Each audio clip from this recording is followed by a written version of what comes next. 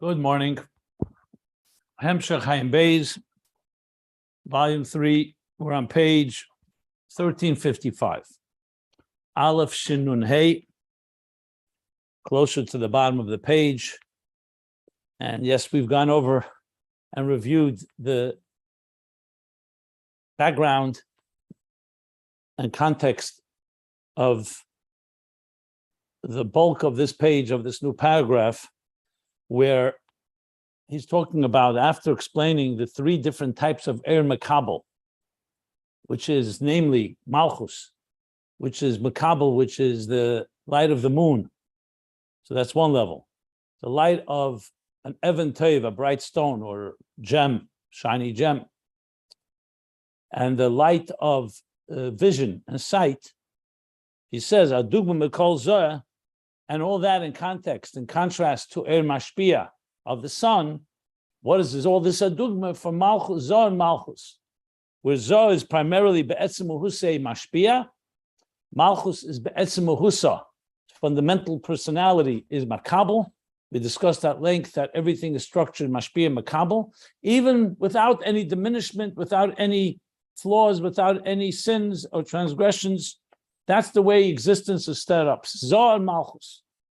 Zachar Nekeva, in the language that we often use, not here, but sometimes it's used, Zachar Nekeva. He did use it earlier when he spoke about birthing, that the birth comes from the Nekeva, even though it's the male that provides the seed. But the Ikar Tzmich is from the ground and from the earth. We spoke about this at the bottom of page 1352. But in our context, we'll talk about Zoh and Malchus. Okay. As he said, it's Kenu Gam Lifnei Amiyut, when there were two Ma'iris Hagdelim, two great luminaries, the sun and the moon, is Zoh and Malchus, Mashpia Mekabel. What does that mean? That even though there were two great luminaries, before the diminishment of the moon, and yet even the luminary, the great luminary called the moon, was still a Mekabel, it received through Zoh. Like he says, more specifically, there was one crown for both. The crown is Tiferes of Ima, Bina, the mother, that's higher than Zoh and Malchus. And from there came two tracks, Zoh and Malchus. However, Malchus received through Zoh, B'derech Maivir, passing through. La'asid Lave, the Eitz Chaim says, it'll go to a higher level that the moon and Malchus can receive straight from Bina, and even higher, Chochmah, and so on. But in the beginning of creation, at least, it was B'derech Maivir of Zoh, as we discussed at length. And then there's a state where it receives straight from even higher. But here, the discussion is Mashpia Mekabel. Because we're not talking yet in the future when the Mekabel will elevate to the highest levels that we discussed in detail. Okay, so there was a long parenthesis which we went through. I'm not going to go through it again. The difference is when by creation, it was all set up a certain way, Mashpia Mekabel. Then came the Miyut HaLevana, but even regardless of that, it is through Avodah, the work of a person. He says, Aidei Avodah is where Malchus can retrieve straight from Tiferes of Ima Shalei Aidei Zoh. And similarly, what it says in the Siddur, Aliyas HaMalchus straight from Chochmah. Okay. Yeah. Then after the parentheses, which is like 2/3 down the page, Rebbe Rashab said, Oi, and I'll just go over that again because I explained that he could explain this few lines two ways, though I lean toward one way and I'll explain right now. So he says, Oi, shezeu al derech shilav havaya ba'adnai. That this relationship between Zoh and Malchus is like the shiluv of Havaya and Adnai, with Havaya being Zoh and Adnai being Malchus. That even though Malchus is a Mekabel, but it's receiving, like he says, Shugilu Shem Havaya Mamash Akshanim Shechayidei Shem Adnai. So initially, that's the way you would interpret it. That Zoh is Havaya, and the Malchus is Adnai. That's how it's usually explained. And the goal here is that they're Mashpia Mekabel, but it's in a way that the Mekabel is on the same level of the Mashpia, but it's still a Mekabel. It's going through Zoh. But as I explained, you can also say, which fits more into the so-called context, that he's talking about Havaya would be Bina, that's nimshach al Shem Adnai. It's nimshach in Malchus through Shem Adnai. But I don't know if that's really pshat, and I can't really. I read it several times. I can't definitively make out which way it is.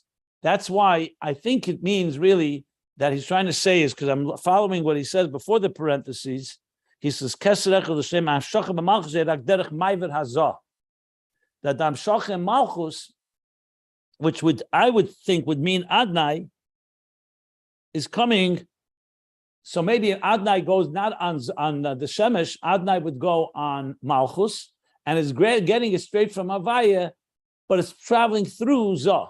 And Havaya would then be the level of Bina. That's possibly what he means here. But let's read on. Either way, it doesn't change the Havana, the Pshat, because he's still talking about Mashpia Mekabel, even if they're the same size, so to speak, Shnei Meir Sagdelim, but it travels through Zah into Malchus. And then he says, Ubchinas Mamata Lamaila. Shiluv Havaya and Adnai goes two directions. You could have the Shiluv, like he says, Havaya Ba'adnai, the interweaving of Havaya in Adnai. So the expression is coming through Adnai. That's Mamaila Lamata. So Havaya is a higher Gili, and it's traveling through Adnai, like we explained, that Adnai is how we pronounce it today. Havaya, we don't pronounce the word. We write Yud Kei Vav Kei, but we pronounce it Adnai. Or B'chinas Mamata Lamaila, and not or. B'chinas Mamata Lamaila, who in Yeshiluv Adnai Ba'Havaya. That's Adnai as it elevates and gets interwoven into Havaya. That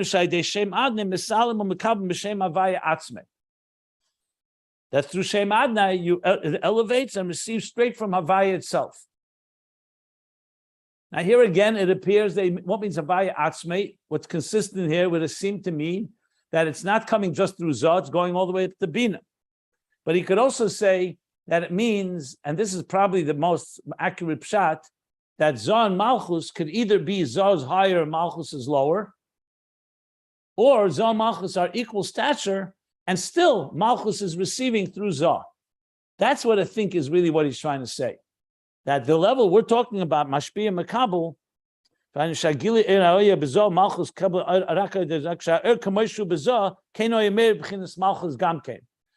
that line, the fourth line in the top of the paragraph, he says, the way the light is in Zah, that's how it radiates in Malchus,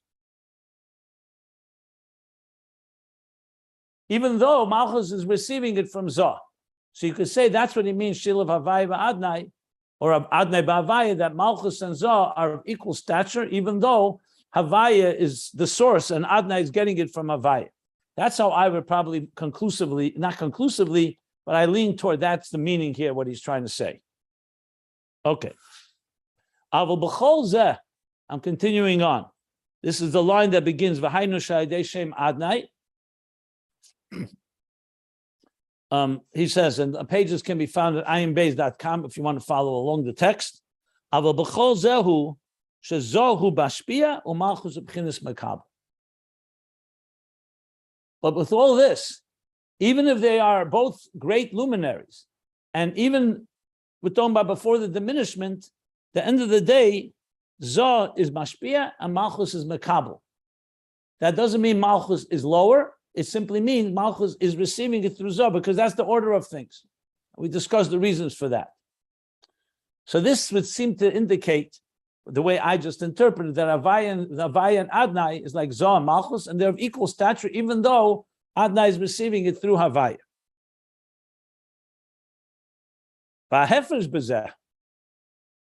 And the difference between them, what's the difference? So when we say one's Mashpia, one Mekabel. If you were saying it was like a teacher and a student the student clearly is on a lower level than this teacher, so then it makes sense. The Mashpia is higher, and the student is lower, and he's receiving. But you're saying here that's not necessarily one is higher or lower. Even they're in equal stature, there's still a concept of Mashpia Mekabel. So what defines the Mashpia and what defines the Mekabel? So he's going to explain now at length, actually, both in this page and the next page, and I see the bottom of the next page as well, what it really means, the difference between a Mashpia and Mekabel. Now, this is critical in understanding the whole process, because remember, we're speaking here about how we transform existence and turn it into the interface between existence and godliness. So it's vital to understand the relationship between Zah and Malchus, sun and moon, Mashpia Mekabel, Mashpia Mekabel.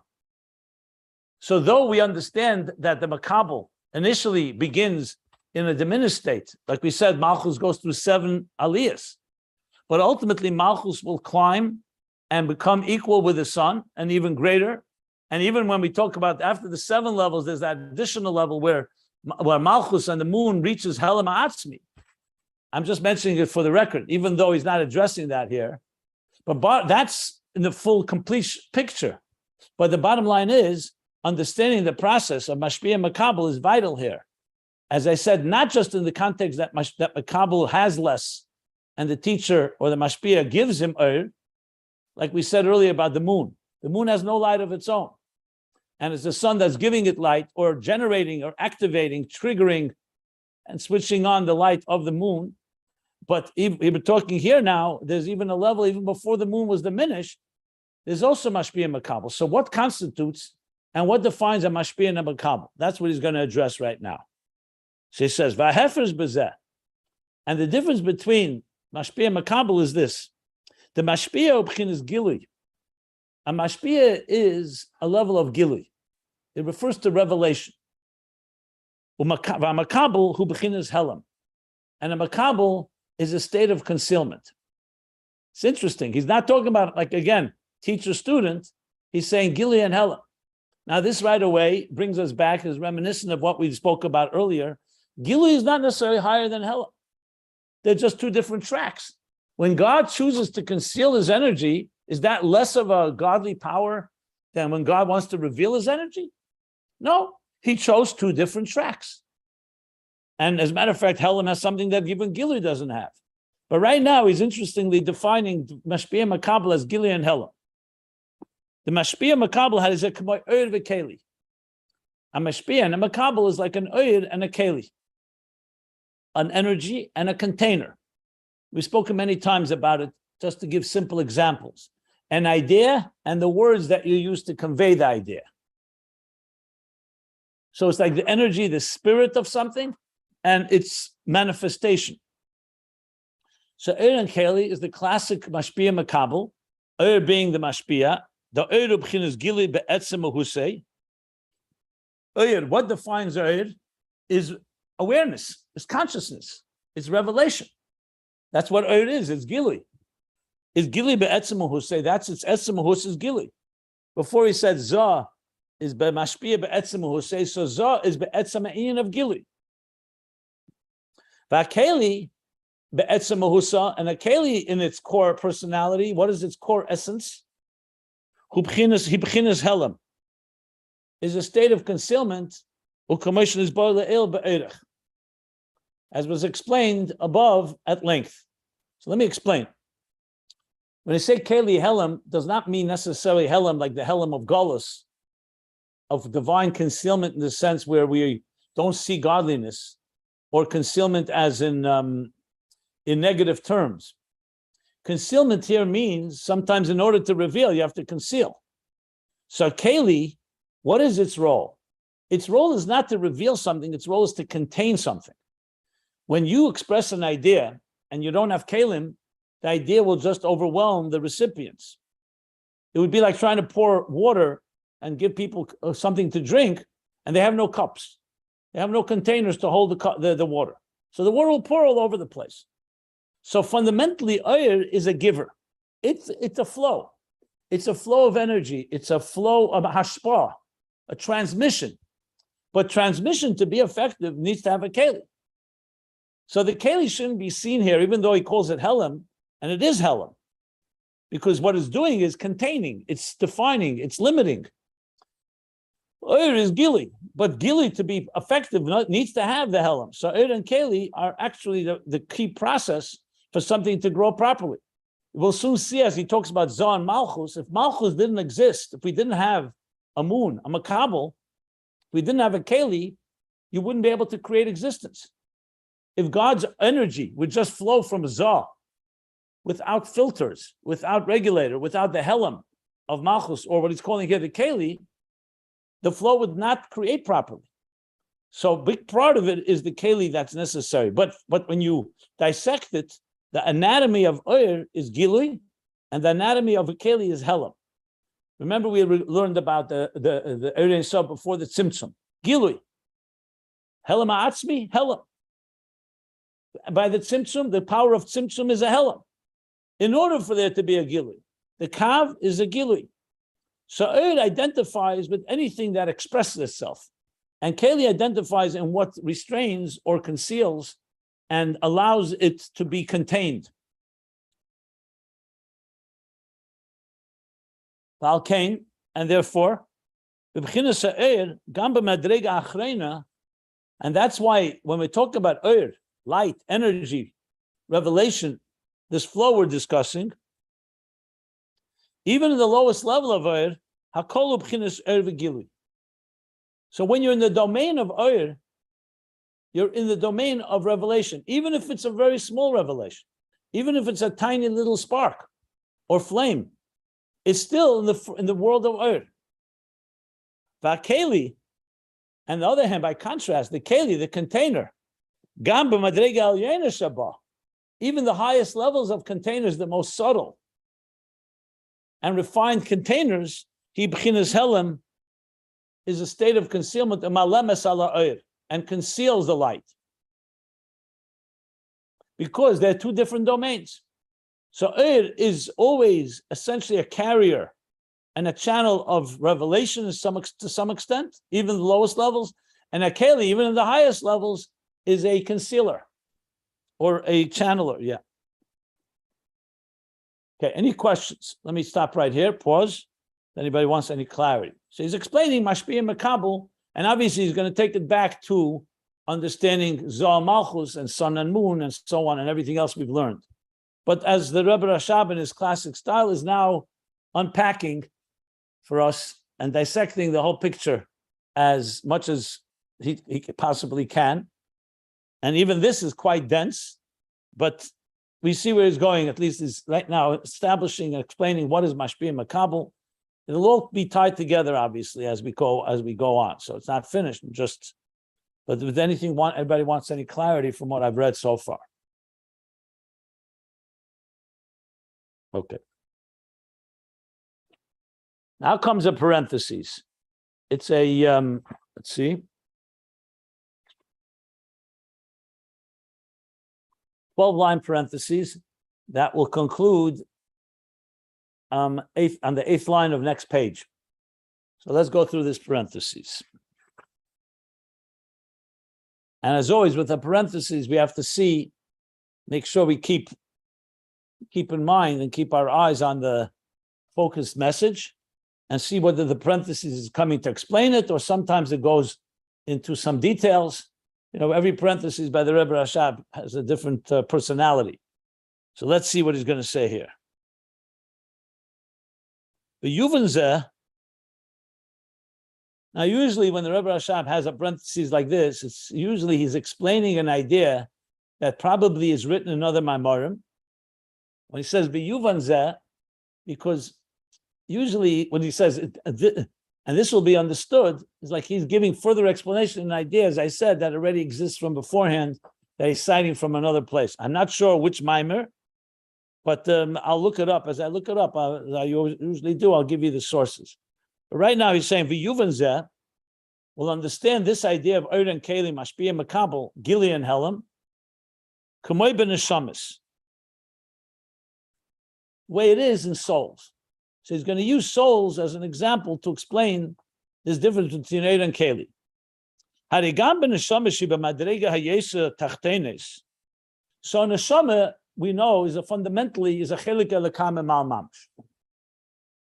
In the words of the Tanya, chapter 2, it's a piece of godliness, piece of God. So neshama is fundamentally ner Hashem nishmas adam. It's a flame. It's a light. It's a divine light that emanates from godliness through the levels of hishtalshlus. Neshama shenasati b'tahirihi atabarasa atiyotzati. The soul travels, but as it travels down, even as it goes down the lower levels, it's always a neshama. It never loses, God forbid, its soul personality. He says like this. So therefore, a soul even as it is in the lowest levels. Like he says in Tanya, if you recall in chapter 2, he says there's neshamas of Roshei Alpha Yisrael, the leaders, and there's neshamas of Akfayim in the level of the heel. Like he says, neshamas that don't have that type of power, the neshamas of lower souls. She says, even tachtenis in the mitzad alakus sheba, due to the divinity and the godliness. Let me explain what that means. The transcendence of the soul. Remember, the soul always retains the element of being like a flame that rises. So a soul, no matter how far down it goes or how low that soul may be, it's essentially a piece of God. So due to its alakus, and I like to use the word transcendence, it always maintains and retains its transcendent personality. See, even when the soul comes down to he says, you could either say, I think he means here, either a soul, even the highest soul comes down below, or lower souls, due to the divinity within it, the divine within the soul, it is capable, its capacity is always. Oh, he doesn't say always. He says, it always has the capacity to be in a state of avodah, of serving God on the highest possible level. Why? Because no matter how much the soul comes down, even though it's going down to a low level, it's still in this case, eliki. So he's giving an example how even as it comes down, always remains That's how the Rebbe Rashab is explaining the idea, what he said about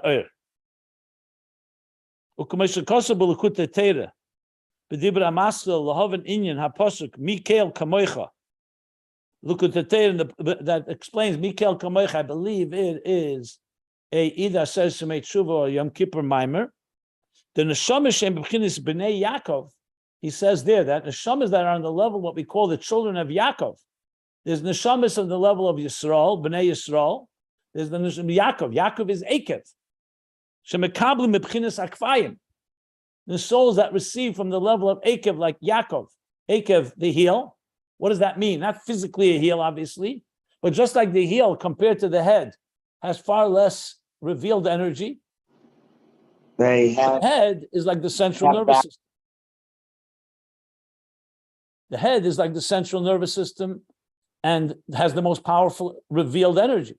The heel, it says in Avos Rab Nosson that the heel is called the Malach HaMova Sheba Adam. A human being has every part within him. We're like a microcosm because there's very little sensation there. That's why the heel can walk on the ground and it can tolerate and accept. You would never want your head to be exposed to what your heel is exposed to. Chassidus brings the example with Ekev, Ikvus in the Mashiach, that the neshamas of the heel is like when you go into a hot bath, you first put your heel in. You don't put your head in first. Bottom line is the heel represents the least amount of revelation. So even the B'nai and Neshamas of Akfayim, from B'chinas Akfayim, the B'chinas Gasus HaRuach. So there's an expression Gasus HaRuach. Literally, Gasus HaRuach means thickness of spirit, like a callous or a coarse spirit. Gas is thick, dak is subtle, edel, refined. Gas means thick. So gas haruach sometimes referred to an arrogant person. Thick spirit, meaning he's a very like thick-skinned, but not in a positive way. But here it means gas haruach. Here he's referring to gas haruach, sharuchnius, the ruach, his spirituality, his spirit, who b'chinas gasus. It's very grub, it's very callous and very coarse. The opposite of a refined soul. So the souls that come into Akfayim are the souls that are very unrefined. The Einem is Ba'elas. This is all from the Kutei Torah.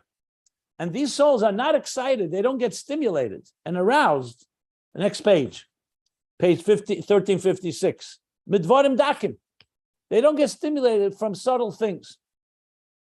I remember once, well, I don't know if it's a good example. There's no names involved, so that's not Lashon Hara. I remember once I gave a class, and I don't know if I ever mentioned this, but sometimes in my classes, I would find that people would come with their dates. It was like a date stop. And I started asking people, why are you coming with your date? They say, your class is a very good opportunity for me to find out what my data is like. Because afterwards, I see what they're, without me even having to provoke them, they're either interested and it provokes a lot of good conversation, or they say, I don't understand the thing he's saying. So a lot of people brought their dates just to test the person they're dating. So I remember once after my class, so a couple came over to me and the woman introduces her date. And I said, and then she said, I don't start talking. And the guy says to me, very interesting points, but I'll tell you the truth. I don't relate to spirituality. So I said, what do you relate to? He says, I relate to only things that I can count.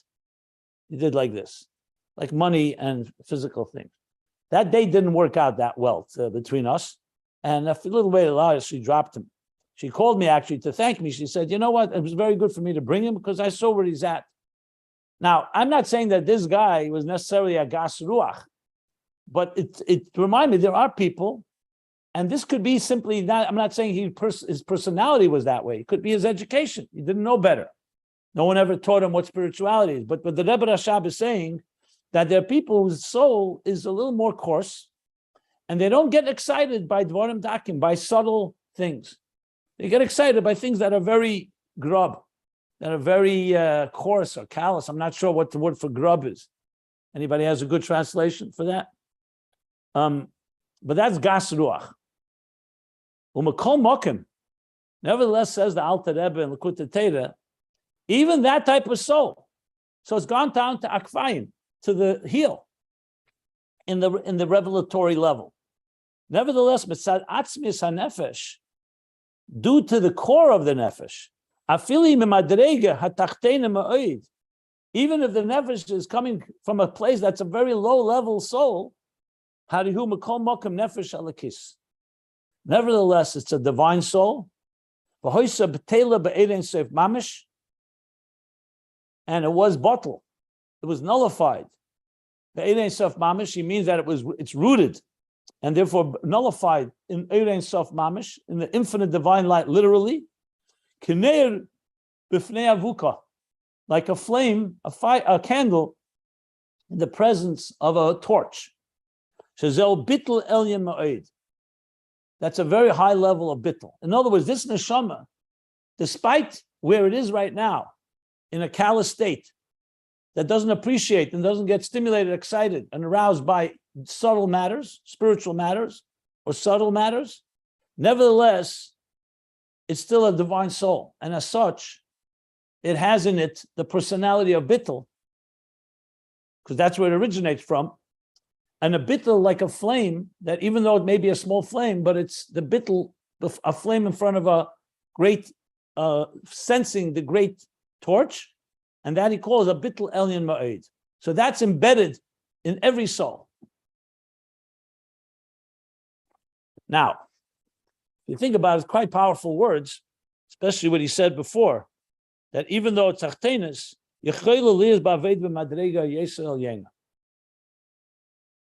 so often we say everybody has to do their avodah commensurate to where they are. Everyone's b'chol meidecha, like I always point out, is you have to do what your boy chol meidecha, not mine, not someone else's. But here he's saying something even more. He's saying that even the lowest soul, so to speak, even a soul which with the least amount of revelation, has the capacity to do an avodah that's great, to reach great heights. Now, obviously, we still have, that soul has challenges. He's not dismissing maintaining and sustaining such higher levels. But the point he wants to make, that it retains its personality of Oyer, even as it comes down below. So it always remains a Gilui, even in the lowest levels. This is the point of this parenthesis. Now he's going to give the other way around. How about Keli? So now he says like this. Let me stop if anybody wants to ask anything before I continue with the second half of the story.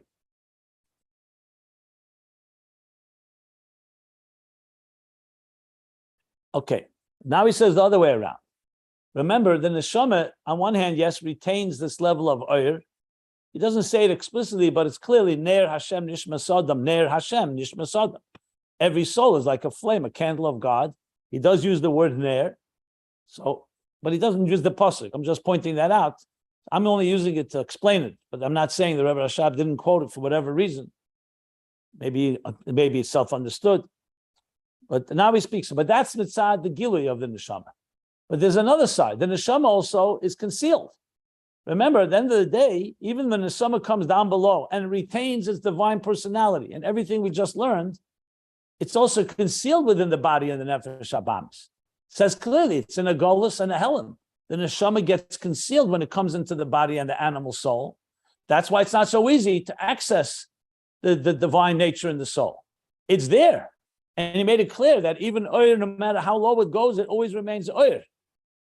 Okay, so it's not airtight and not a complete closed entity. It's not like a dead end. There is definitely, the spark is always there. But there's the other side.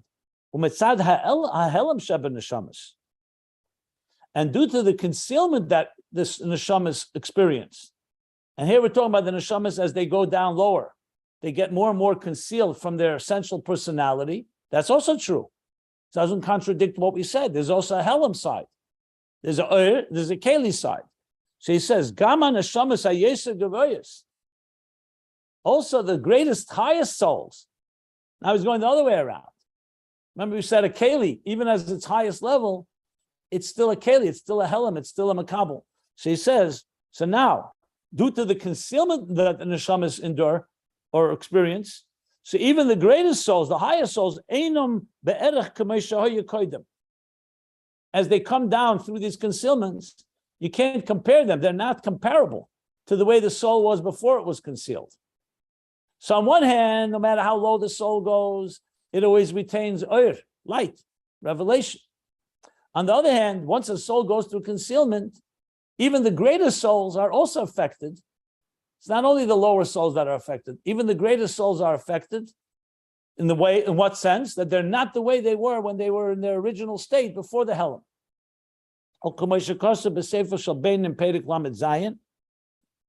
Like he says explicitly in chapter 37 in Tanya, the Gam Sadikim Gemurim, or Gam Sadik Gomer, Oived Hashem, B'yire v'ava rabba b'tainugim. We're talking now the highest level of a tzaddik gomer, a complete tzaddik, as he explains in chapter 10 what that means. He serves God b'yire with reverence and v'ava rabba b'tainugim. Not just ava rabba, but ava rabba b'tainugim. A great love out of desires and pleasures, which we learned is the greatest form of love, where he's completely passionate and his entire being is consumed with godliness. Lo yagia, even this level of neshama, lo yagia l'maylas dveikusi b'Hashem, with all his work down below, he will not reach the level of attachment and cleaving, dveikus, in godliness, b'tchilu rechimo, which is essentially, tchilu rechimo is again, tchilu is yira and ava, reverence and love. B'terem yiridasi le'elam hazeh hachumri. How his neshama was before he came down to this crass world. It's an expression not in any inkling, no similarity at all. So in other words, it's a shalei berach, is infinitely distant. Doesn't use the word infinite, but leiminov v'leimiktsasa is quite extreme. That is, despite the fact that he's now at Tzaddik Gomer, and ava v'yira v'ava b'tainugim, ava rabba b'tainugim, he does not reach the level that he could reach before his soul came down to this world. Leiminah, not from the same min, from the same species, the same domain, leimiktsasa, and not any drop of it in any form that's in common. It's a completely different reality, a different experience. So min miktsas is not a drop of it, and not even a little of it, and minah not from the same category, not from the same domain, the same category. Ve'enei erech v'dinyan b'neim klal, and there's no comparison and similarity between them at all. In other words, between the avodah of the tzaddik gomer below, after the concealment, and the way he would be prior to the concealment. And what is the concealment? Yiridas haneshama beguf, the souls descend below. That even at tzaddik gomer is impacted by the helam in that sense. And despite the fact that he's not even a bein, he's a person who's complete completely committed to godliness, the highest level of Avodah, and yet it's not comparable. So you see that the Helam is affecting even the highest levels of souls. The Gili affects even the lowest levels of souls because there's always Gili, Oir, and now the Helam affects even the highest levels of souls because it affects everybody. The Chenu b'neshama, and so too is it with the soul. The way the soul comes down in the world of Bria, compared to the way the neshama is in Atzilus. So as the neshama travels from Atzilus to Bria, the same process that he just described happens. V'hainu, the gam neshama is the Atzilus, which means that also the souls of Atzilus, which are great souls, the way they descend into the world of Bria, einam kamei b'Atzilus. They are not the same as they are in Atzilus, when they don't have that effect of Bria on them. Hagam shaloi nishtana muhusam liyas b'bchinas nifrit. Even though, if fundamentally their personality they've not changed, liyas b'bchinas nifrit, to become separate. They're still connected to godliness. They've not separated, but they are not the same level as they are in Atzilus. Kameshel kosev b'ageres akedus simachov. Like he writes, Nageres akedus simachov. So this parenthesis essentially is giving us explanation in understanding what he said before, that the difference between Mashpia and Mekabel is Keli. The Mashpia is fundamentally Gili.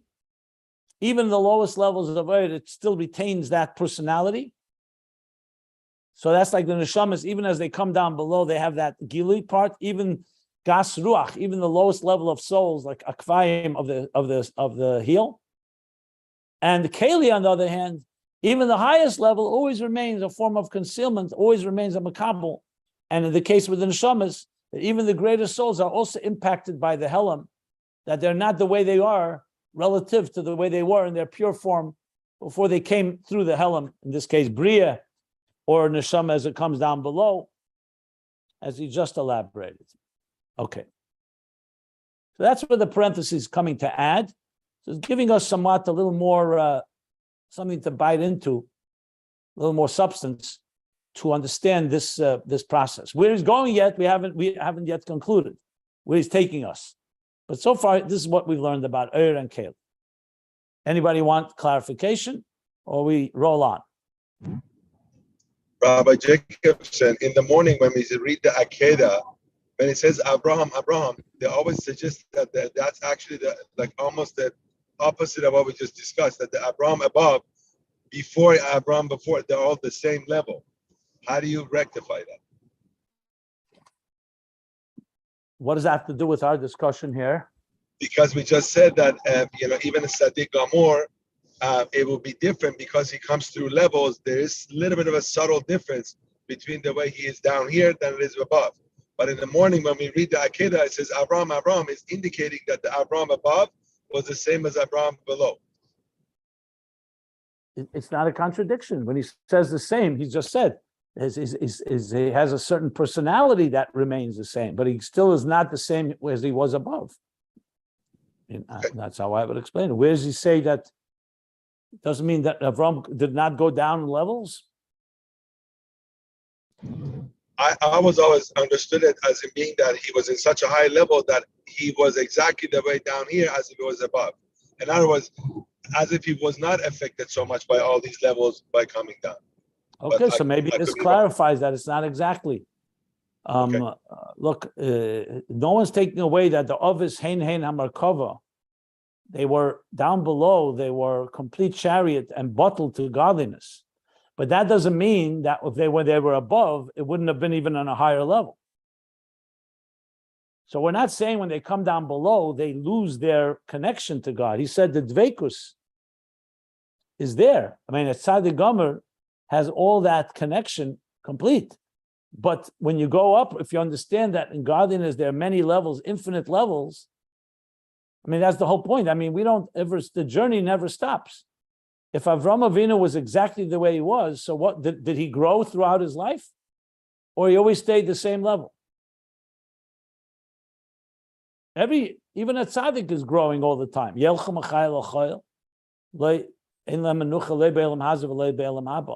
So I would just say it's a matter of higher and higher divine levels, which really is infinite.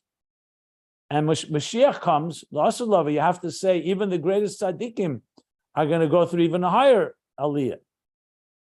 So aliyahs don't have limit. We're dealing here with godliness. Godliness does not have a finite end.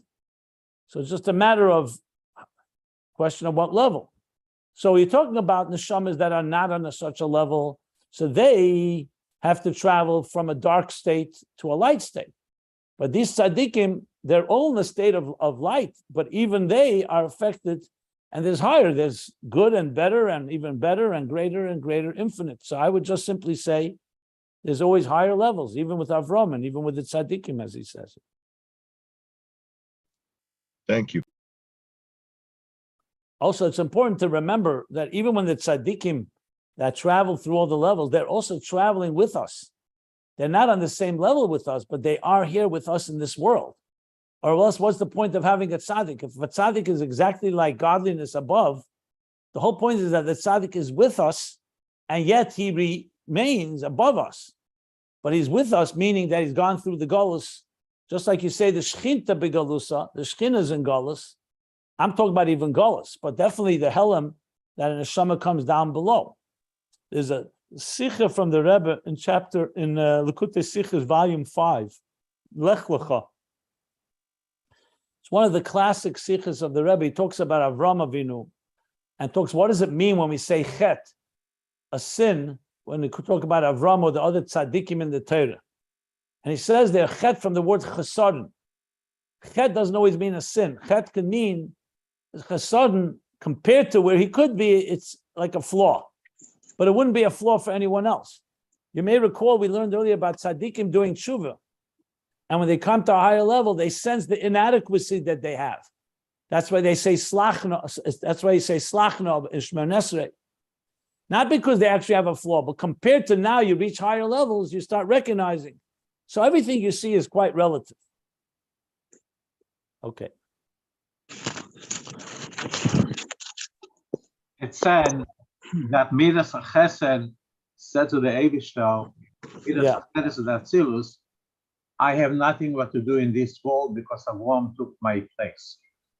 And of course, according to what we learned just now, Avram did not reach Loi Mino Veloi Miktsasa for Midas Chesed the Atzilus. Okay. But this is what the Eivishter wants, like you said before, that here it should be the darga, the highest darga that he could reach. Hashem does not need the Midas Chesed the Atzilus. This is nothing to the Eivishter. It's a reader. He wants Davke B'Olam Hazeh, the darga of Avram, right? That's one way you can explain it. That's good. But you can also say that Midas HaChesed was not talking about the Gilui of Chesed, it was talking about the role of Chesed. In other words, there's two things in Atzilus. There's the high-level Gilui, because that Chesed of Atzilus has a Maila over Avram of Chesed in Olam Hazeh, because it's like based on this Tanya, Lo Minov Lo Mitzos, as you said.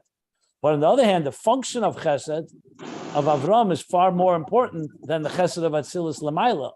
So I would say that maybe that was what the Eibishter answered to Chesed Atzilus. We still need you because you're still a model of the highest level of Chesed, because even though Avram is filled your shoes, but he's down below and it's not the same level of Chesed Atzilus. But the bottom line is Avram's big chiddush is that he's bringing it into this world. And that's where Chesed said, what's my role now? I'm just speculating. I have to look it up, but it's a good question, because at the end of the day, the answer would probably be that Chesed Atzilus does have a function, because the best Raya is that the Eibishter did not erase Chesed Atzilus once Avram came to earth. So we know that Chesed Atzilus came with that argument, but there's still a Chesed of Atzilus, and the reason is for these reasons, because you want to know that there's that high level of Gili. Ultimately, the goal is to have Atzilus in Bria and have the best of both worlds. But it's a good point you make. Yeah. I was wondering when it says lo mineh or lo miksasa, it's the Rebbe specifically uses the word devekus. And I was wondering if for these neshamas to come down, if they can never reach the level even the category of Dveikus Hashem as it is in Atzilus or in higher levels. But there would seem to be that there needs to be some type of profit, something to be gained by tzaddikim by coming into this world. If it's not in Dveikus, maybe it's in application of godliness, the understanding das and godliness, because they see it in godliness reflected in Olam Hazeh Gashmi. It adds something to their neshama that there's a benefit to it instead of just Dveikus. That's a given.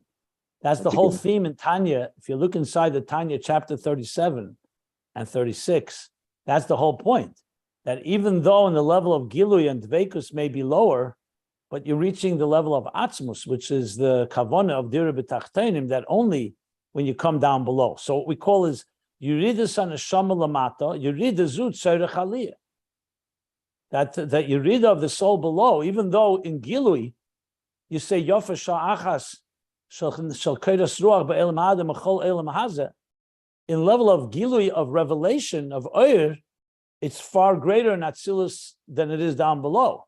But in Yofa Sha'achas B'Tshuva Maisim Tevim, in the revelation of the core intention, God did not need Atzilus to reveal himself, because there's levels higher. He says, so what the purpose of coming down is down below, you achieve far more, not just quantitatively, qualitatively, not even comparable. There wouldn't be the whole Atzilus if there was no Elam Hazeh. The whole purpose of existence of Seder Shtalshus, the highest Giluyim, is in order for it to come down below and then reach levels that are even higher than Atzilus. So that's he's not emphasizing that here because that's not the focus of this mimer here.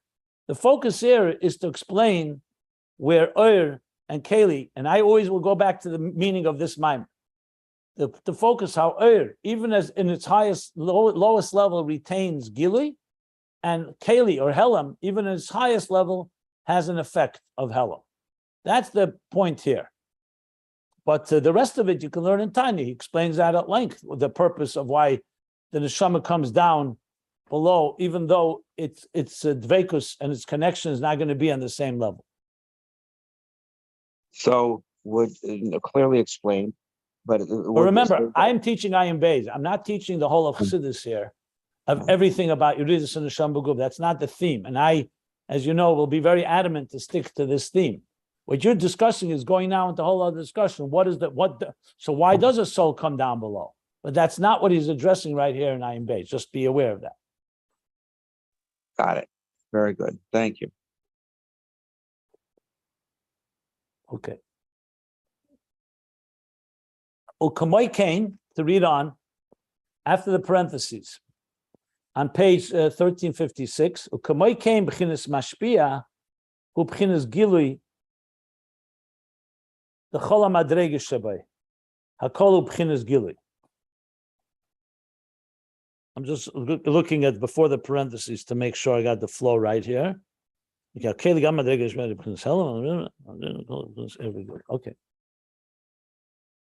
It sounds like he's actually continuing from the parentheses, because if you look before the parentheses, he already said this. So anyway, Kamoi Kain, the level of Mashpia, like the level of no, my mistake. No. Just like Oyer, even its lowest levels is always Oyer and Gili.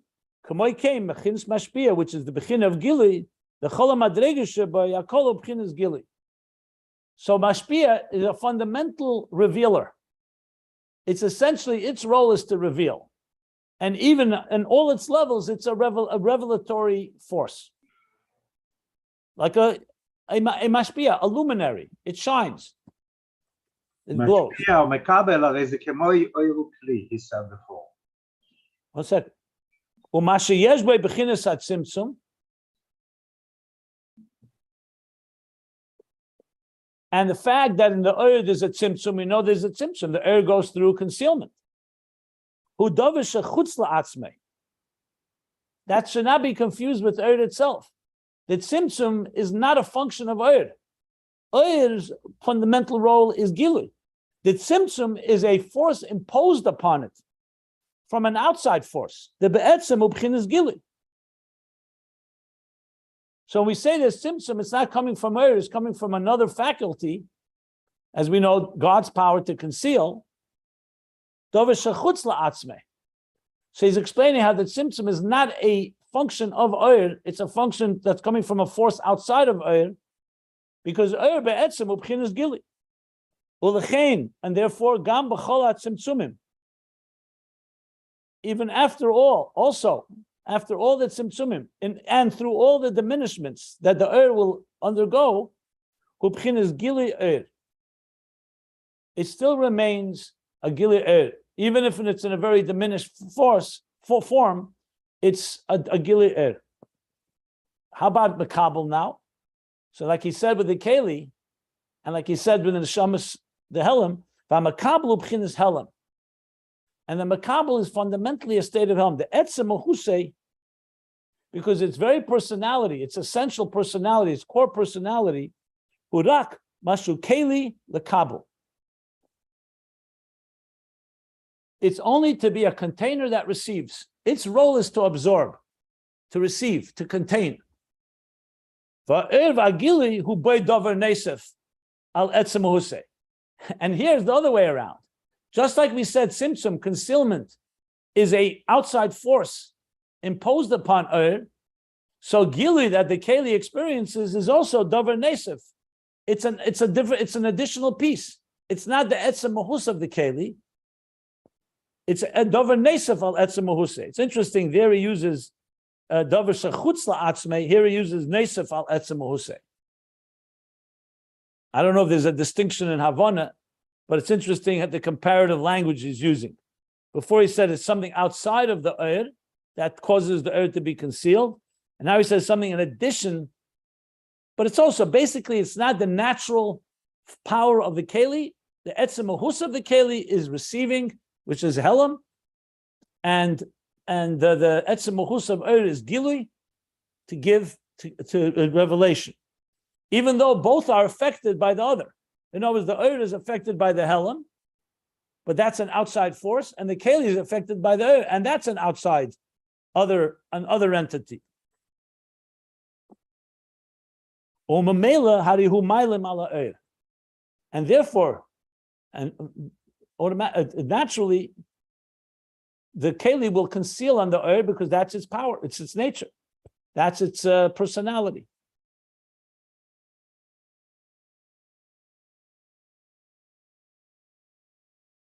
Okay, let's stop again. Anybody want to ask anything? I'm just, trying to break it up in parts.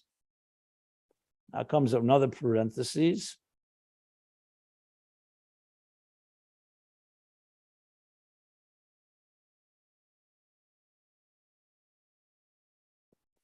Maybe Okay, the yes. oil, maybe you could not say this is a double noisaf al etzem mahusum. It's a double shechutz le'atzmoin. The Tzimtzum is not a double noisaf in the oil. The oil Tzimtzum is not shayches to oil. Okay, yeah, you could say that. That by Tzimtzum and Oyer is more distant than Keli and Oyer, basically. Yeah, it's possible. Now, by the Keli, you say it's a Dover Nesef, with Dover Nesef, because at the end of the day, the Keli does ultimately reveal.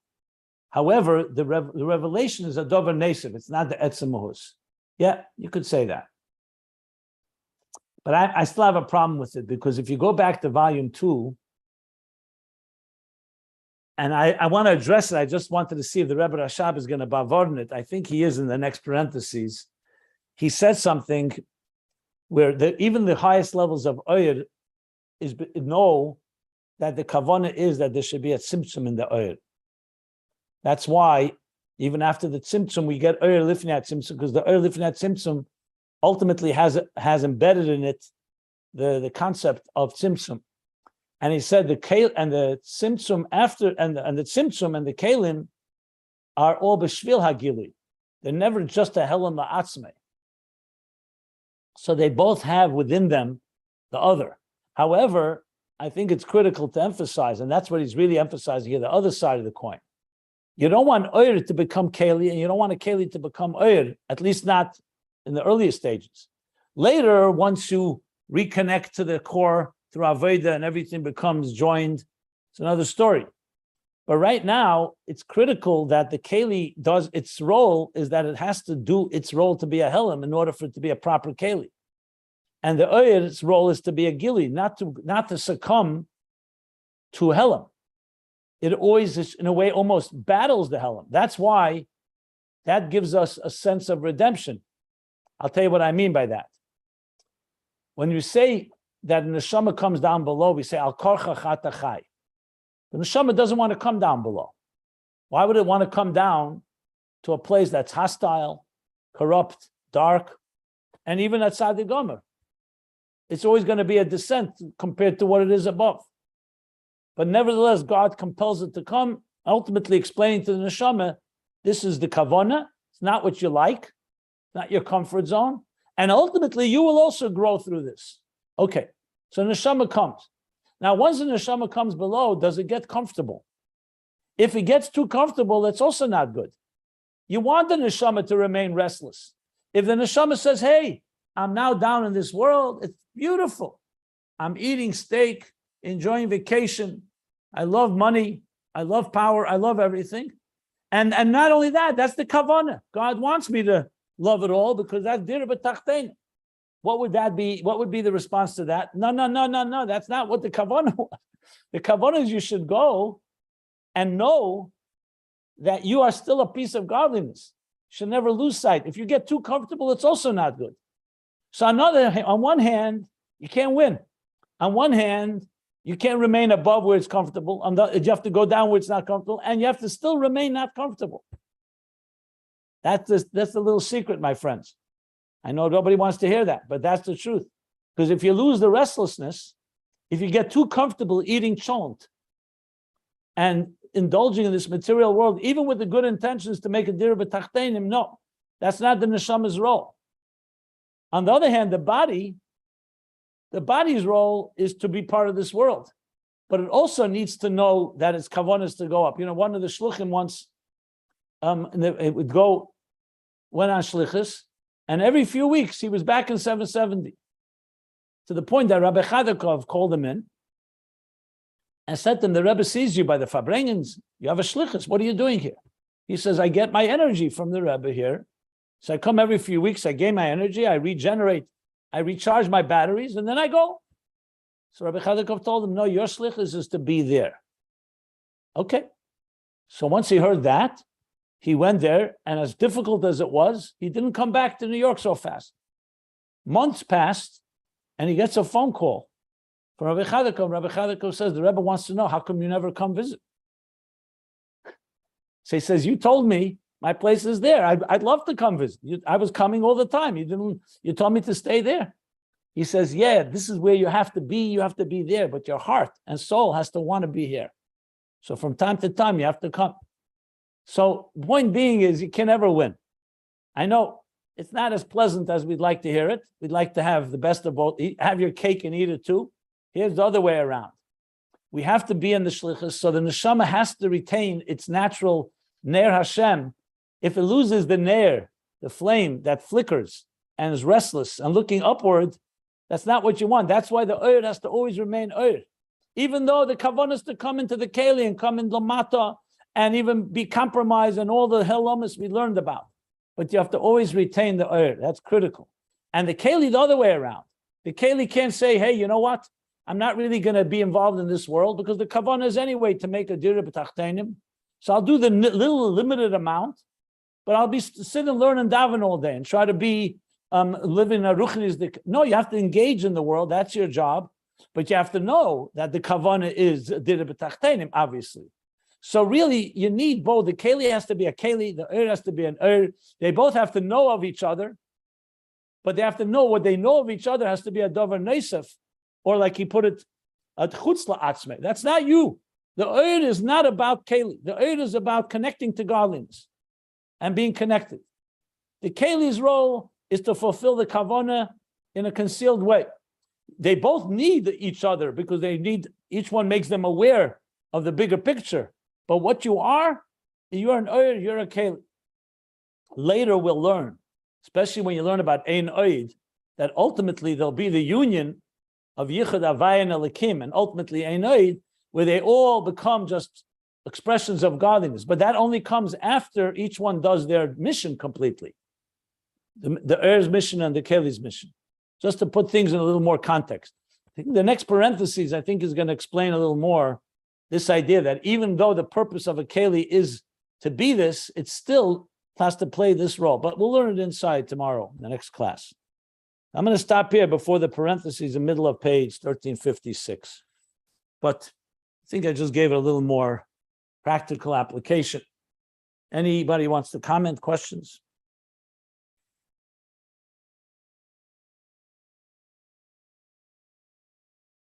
All clear? Okay. Yeah, it's pretty organized about this. Interesting is where he's going to go with this. Okay, we'll see. We'll be patient. So I'll stop here for the parentheses, the gam, the line,